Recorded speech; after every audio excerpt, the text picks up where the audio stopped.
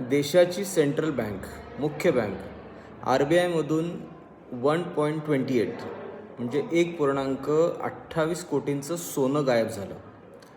अशी न्यूज काल वाऱ्यासारखी पसरली आणि एकच खळबळ उडाली. कोणी म्हणालं की चौकीदार चोर आहे, कोणी म्हणते की देश विकून टाकला या नेत्यांनी आणि अजून काय काय. पण तथ्य हे आहे की कोणीही RBIच्या सोन्याला हात लावलेला नाही आहे आणि तेवढा मोठा मूर्खपणा नेते लोक करतील असं तरी वाटत नाही आहे.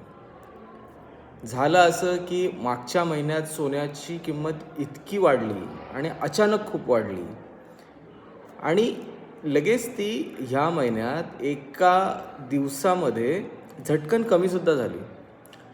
आणि वाढलेली किंमत आणि लगेच कमी झालेली किंमत याचा जो फरक आहे तो 1.28 lakh crores 1.28 लाख कोटींचा फरक झाला.